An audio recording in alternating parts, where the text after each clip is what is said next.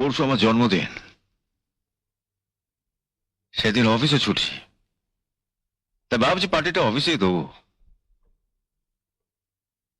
সেদিনই সকলের সামনে জানিয়ে দেবো তোমার আমার সম্পর্কটা কি। You are so sweet. আমার যে কি মজা লাগছে। মজার আজকে কি ডার্লিং, আসল মজা তো পরশু। হ্যাঁ, তবে হ্যাঁ, আমি অ্যানাউন্স করার আগে তুমি অফিস স্টাফদের জানিয়ে দেবে অলোকের সঙ্গে তোমার কোনো সম্পর্ক নেই। নেই তো, তোমার সঙ্গে আমার কিসের সম্পর্ক?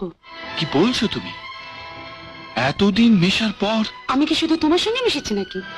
এই তো মিস্টার বোস, এনার সঙ্গে আমি কত মিশেছি, কত ঘুরেছি। কই, উনি তো কোনো দিন বলেননি ওনাকে বিয়ে করার কথা। এই তো মলয়, ও তো আমার কত দিনের বন্ধু, একদিনও কি বলেছে ওকে বিয়ে করতে হবে? আমরা সবাই একই অফিসে চাকরি করি, কারোর সঙ্গে বেশি বন্ধুত্ব হয়, কারোর সঙ্গে কম। তুমি তো আমায় কথা দিয়েছো। কথা দিয়েছি?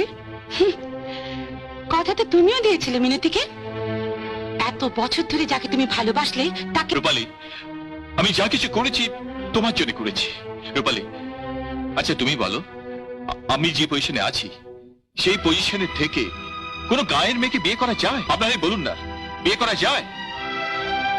এই পজিশনে থেকে তুমি যেমন একটা গায়ের মেয়েকে বিয়ে করার কথা ভাবতে পারছো না, একটু বাদে আমি তোমাদের সবাই চোখের সামনে এমন একটা পজিশনে চলে যাব, সেখান থেকে তোমাকে বিয়ে করা তো দূরের কথা, বিয়ের কথা স্বপ্নেও ভাবা যাবে না।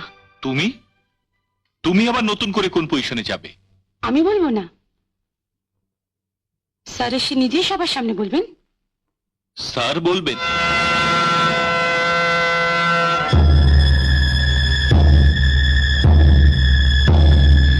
স্যার, আমি সবার সামনে চিৎকার করে বলে দিয়েছি স্যার, অলোকের সঙ্গে আমার আর কোনো রকম সম্পর্ক নেই। আপনার পক্ষে চিৎকার করে যেটা বলা সম্ভব সেটা তো আর আমার পক্ষে সম্ভব নয়। তাই আপনার ভালোর জন্য আমি চুপি চুপি আপনাকে জানিয়ে দিচ্ছি আপনার সঙ্গে আমার কোনো সম্পর্ক নেই। আপনার সঙ্গে আমার কোনো সম্পর্ক নেই? না, আছে আছে, যেটা আগে ছিল। আমি কোম্পানির মালিক, আপনি আমার বেতনভোগ কর্মচারী। কিন্তু আপনি যে বলেছিলেন আমি বিয়ে করবেন। বিয়ে?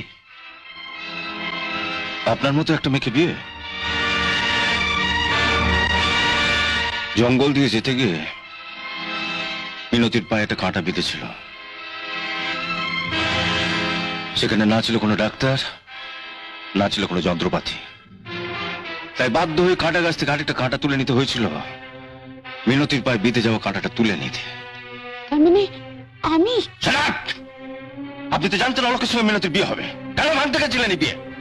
একটা মেয়ে হয় আরেকটা মেয়ে সর্বনাশ করতে আপনার বিবেকে বাধা না? ঠিক বলেছেন, আপনি ঠিক বলেছেন স্যার। ওর জন্য আমি মিনতিকে। এত লোকের সামনে তুমি মিনতির কাছে ক্ষমা চাইতে পারবে? পারবো স্যার। পারবে? হ্যাঁ স্যার। মিনো,